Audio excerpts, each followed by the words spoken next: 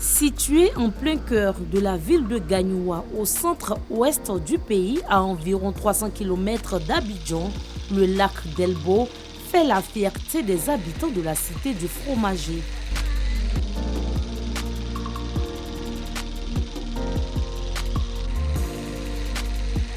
Autrefois petite rivière, il s'étend aujourd'hui sur une superficie d'environ 2 km.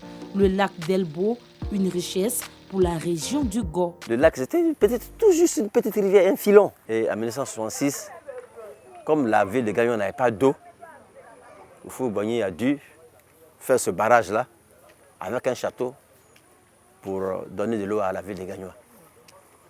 Et dans le lac, il y a mis du poisson Cameroun et des carpes. Donc aujourd'hui, le lac la nourrit des gens en poisson. Des milliers d'éperviers qui viennent pêcher. Il y a des canards d'eau douce qui viennent aussi. Sur l'eau, vous les voyez, hein, faire leur balai partout. Aujourd'hui, les gens savent où aller. Là, se déplacer pour aller à San Pedro ou à Abidjan. La même eau là se trouve ici, les mêmes cocotiers. J'invite la Côte d'Ivoire à venir découvrir aussi. Cette étendue d'eau a favorisé la floraison des espaces de loisirs et de détente dans ces périmètres. C'est le cas de Gagnoua Plage. C'est un cadre qui s'étend sur une superficie d'un demi-hectare. Il propose une piscine pour enfants et pour adultes, des pédalos, du jacuzzi, mais également de la pêche.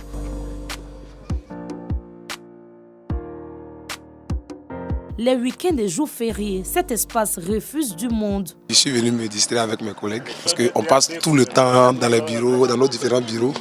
Vraiment, de temps en temps, il faut qu'on vienne changer un peu d'air. Vraiment, ça donne encore du boom, quoi. Quand tu reprends le service, vraiment, c'est intéressant.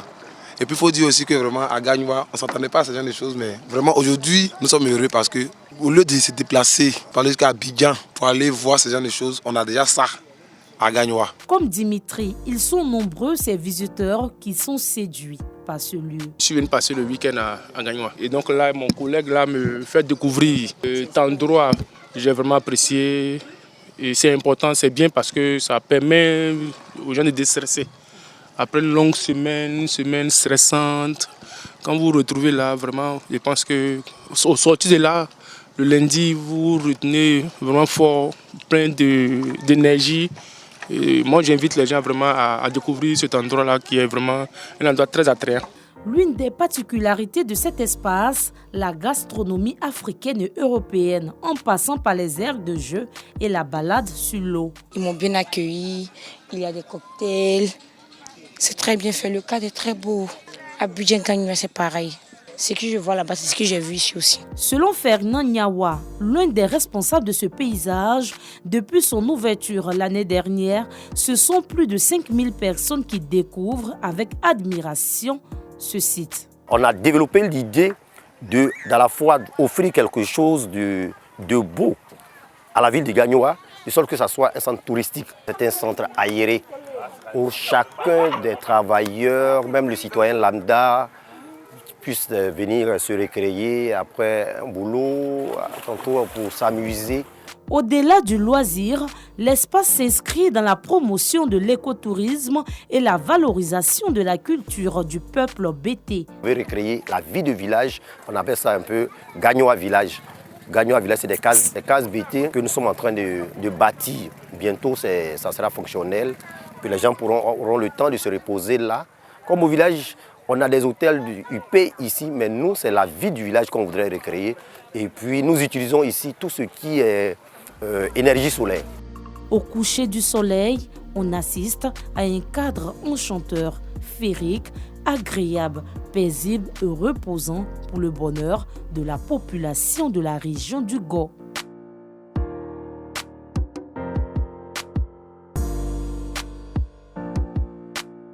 Un site beaucoup sollicité pour les cérémonies de mariage, de baptême et d'anniversaire. Et après il dort, mais pendant qu'ils sont couchés, moi je suis en train de trafiquer les plans. Moi je suis touché.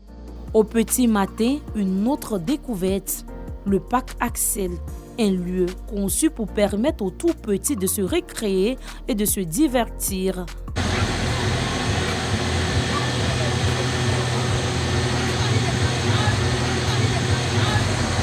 Fête ou pas, ces aires de jeu ne désemplissent pas. Toujours du beau monde.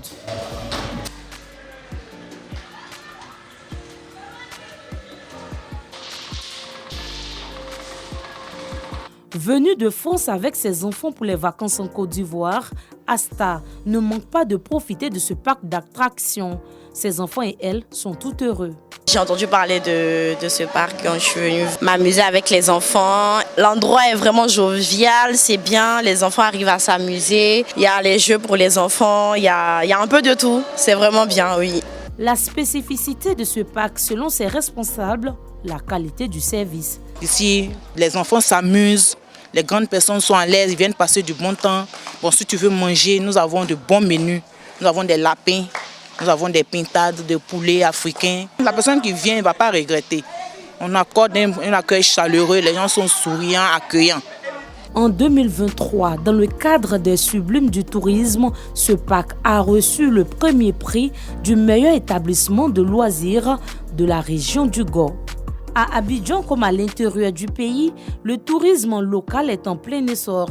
Pour le directeur départemental du tourisme, la stratégie Sublime Côte d'Ivoire vient accompagner et promouvoir ces espaces de loisirs. Toutes les régions sont potentiellement riches et touristiquement riches. Nous avons des émissions radio qui nous donnent l'occasion de parler du tourisme de façon générale dans la région. Le ministère, dans son ensemble aussi, chaque année, organise ce que nous appelons les Sublimes du tourisme, qui donne l'occasion à tous les opérateurs du secteur du tourisme de compétir chacun dans son domaine. C'est pour ça que le projet Sublime Côte d'Ivoire a été initié pour mettre en valeur ces sites-là. Gagnoua a su tirer profit de sa richesse naturelle et séduisante, le lac d'Elbo. La ville entend désormais pérenniser ses acquis.